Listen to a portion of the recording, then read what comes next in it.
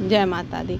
हमने इसमें कंपोस्टिंग अपनी बनाई है और आप देखिए कि इसमें नीचे कंपोस्टिंग बन रही है और हम ऊपर से इसमें अपने अब धनिया के सीड ग्रो करेंगे। साथ में इसमें हम क्या करेंगे कि अगर हमारे पास किसी प्रकार की कोई मिट्टी है, बाहर से आई है मिट्टी और हमारे पास मिट्टी नहीं थी या कंपोस्टिंग नहीं थी, तो फिर हमें धनिया के सीड बोने के लिए उसमें हमें कम से कम 40% खाद मिलानी पड़ेगी। और अगर हमारी चिकनी मिट्टी है तो फिर हमें 50% खाद मिलानी पड़ेगी। वो खाद आप बर्मी कंपोस्ट भी हो सकती है, गोबर की खाद हो सकती है, किचन कंपोस्ट हो सकती है, कोई भी आप एक खाद का यूज कर सकते हैं। फिर आपको क्या करना है कि जब अगर आपके पास इस तरह से अगर आप किचन कंपोस्ट बना कर रखते हैं तो ऊपर से आप इसमें मिट्टी ऊपर से जब छिड़क देते हैं और आप कंपोस्टिंग के लिए छोड़ रहे हैं तो वो आपका टब पूरा ख़राब ही हो रहा है, समय बेकार हो रहा है और आपको उसमें कुछ भी नहीं मिल रहा है। तो हमें अगर उसमें से कुछ चाहिए है तो हमें क्या करेंगे कि हम इसमें अपने कुछ धनिया के सीड हैं वो इस तरह से ग्रो करेंगे कि इससे हमें काफ़ी हार्वेस्टिंग मिले और काफ़ी मात्रा में मिले। तो अगर आपने मेरी वीडियो को अभी तक लाइक, शेयर एंड सब्सक्राइब नहीं किया है तो ज़रूर करें। साथ में बेल आइकन भी प्रेस करें जिससे कि वीडियो की आने वाली नोटिफिकेशन आपको मिलती रहे। सबसे पहले हम क्या करेंगे कि हमारे जो सीड हैं, जितने हमें सीड बोने हैं, वो अगर इस तरह से आप बोएंगे तो उनका रिज़ल्ट आपको अच्छा आने वाला है। तो सबसे पहले हम क्या करेंगे, इनको हम इस तरह से रख लेंगे और इसके कैप की सहायता से हम इनको तोड़ लेंगे और हम इन्हें 2 भागों में बांट देंगे।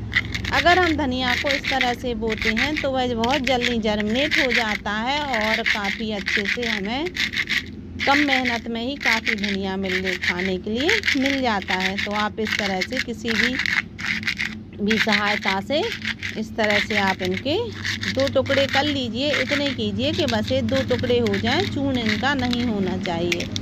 बस इन्हें हमें 2 भागों में बांटना है। बस आप देखिए इस तरह से ये 2 भागों में बट गया है, आप देखिए। तो अब हम इनको इसी तरह से अब हम अपने प्लांट को बोएंगे। अब इन सीड को हम क्या करेंगे कि इस तरह से पूरे में अच्छे से छिड़क देंगे और फिर हम लेंगे हल्के हाथों से इन्हें इस तरह से हमें बस चला देना है, उलटना पुलटना कुछ नहीं है और हमें इससे रिजल्ट भी अच्छा आएगा। और बस हमें इसमें केवल वाटरिंग अकेली करनी है। वाटरिंग करने से क्या होगा कि मिट्टी में सीड अच्छे से सेट हो जाएंगे और इसमें नए नए प्लांट भी जल्दी से आने लगेंगे। और फिर हमें इसमें वाटरिंग बार बार नहीं करना है। हम इसमें वाटरिंग तभी करेंगे जब इसकी ऊपर की मिट्टी बिल्कुल अच्छे से सूख जाए, तब तक हम इसमें वाटरिंग नहीं करेंगे और हमें फिर ढेर सारा इसमें धनिया खाने के लिए मिलेगा। दूसरा तरीका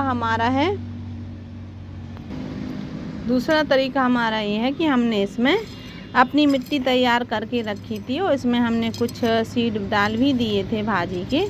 और हमें बीच बीच में अगर इसमें धनिया भी चाहिए है कि हमें इसमें साथ में धनिया भी मिलता रहे, तो हम इस तरह से इसमें आप देखिए कि हम इसमें क्यारी बना लेंगे। उससे क्या होगा कि हमें लाइन से ही धनिया की हार्वेस्टिंग भी मिलेगी और हम कुछ इसमें भी इस तरह से बीच में जहाँ जहाँ जगह है उधर हम इस तरह से अगर इनको लगा देते हैं तो इसका रिजल्ट हमें अच्छा मिलता है। अब हम इनको क्या करेंगे, आप इस तरह से भी इनकी बुवाई कर सकते हैं। जो आपने इसमें लाइन लगाई है वो आप इसको लाइन से, उससे क्या होगा कि अगर आप धनिया इसमें से अगर तोड़ रहे हैं कुछ, तो दूसरा प्लांट डिस्टर्ब भी नहीं होगा और आपको ढेर सारा उसमें धनिया भी खाने के लिए मिलेगा। अगर आपको लंबे समय तक धनिया चाहिए और गर्मियों में आप चाहते हैं कि आपको बिल्कुल परेशानी ना हो, तो आपको इस तरह से हर बैच में आपको अपने प्लांट लगाने ही पड़ेंगे, तभी आपको लगातार हार्वेस्टिंग मिलेगी। क्योंकि क्या है कि अगर आपने एक साथ बहुत सारे जगह पर आपने कोई भी चीज़ ग्रो कर ली है तो वो एक साथ ही फल देगी, और एक साथ फल देने से हम अब इतना खा भी नहीं पाते हैं और फिर हमारी वो वेस्ट होती है और मेहनत भी हमारी वेस्ट हो जाती है।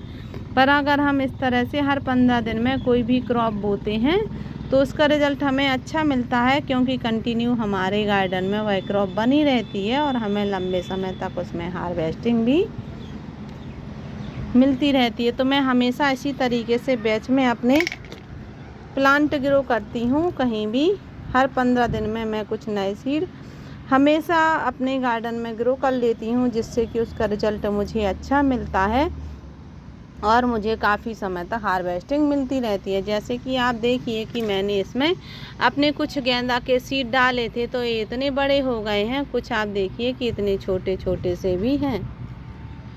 आप देखिए इसमें तो इस तरह से अगर आप परमानेंट सीड डालते रहते हैं तो आपको जो पुरानी हार्वेस्टिंग है, जो आपको अगर नए प्लांट लगाने हैं तो वो आप निकाल कर कहीं भी अपने बैग में लगा सकते हैं, और आप इनको जो हमारे जो नए वाले प्लांट आ रहे हैं ये वाले, तो आप इनको थोड़े समय बाद भी लगा लें। इसी तरीके से धनिया का भी रहता है कि आप अगर बैच में इन्हें लगाते हैं तो लंबे समय तक हमें हार्वेस्टिंग मिलती रहती है। कि जैसे आप देखिए उसमें मैंने धनिया बोया है और इधर आप देखिए इसमें छोटे छोटे से पत्ते आने भी शुरू हो गए हैं। आप देखिए है 15 दिन का रिजल्ट है। आप 15 दिन में इतना हो जाता है और आप उसके बाद का रिजल्ट देखिए। उसके बाद हमें इतना बड़ा बड़ा धनिया मिलने लगता है। कुछ जो धनिया बड़ा हो जाता है वो हम इस तरह से हार्वेस्ट करते रहते हैं, और ये हम 3 बार हार्वेस्ट कर सकते हैं। अगर आपको सीड चाहिए तो फिर हम छोड़ देंगे इन्हें अगली बार सीड बनाने के लिए। तो सीड हम कैसे बनाएंगे,